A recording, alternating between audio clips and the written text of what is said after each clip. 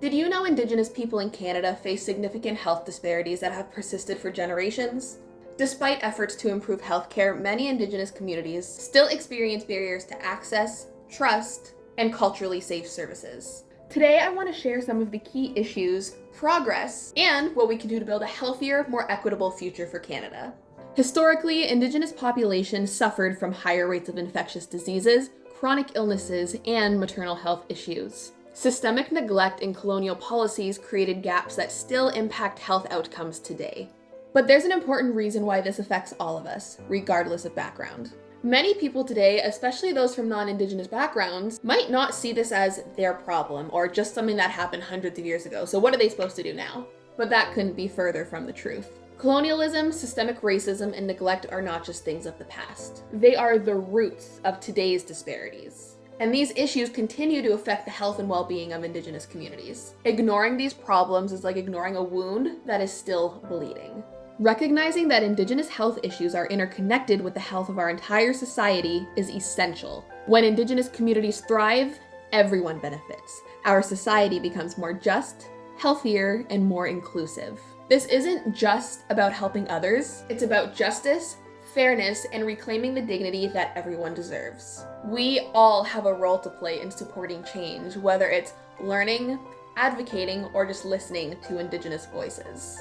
Thankfully, there are ongoing efforts and successes, but real change requires all of us to be a part of it. The Canadian government has launched initiatives like First Nations, Inuit, and Métis health strategies, which aim to close these gaps and promote cultural safety.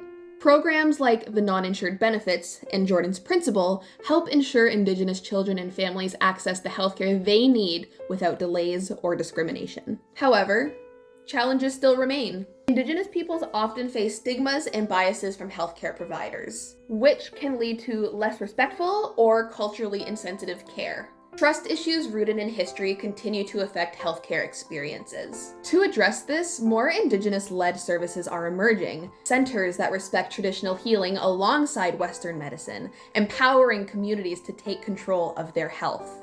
Looking ahead, I believe the future of Indigenous health depends on increased community control, cultural safety, and addressing social determinants like housing, education, and employment. Imagine a Canada where Indigenous communities lead their own health initiatives, where trust is rebuilt and everyone receives respectful, effective care. That's the future we should strive for.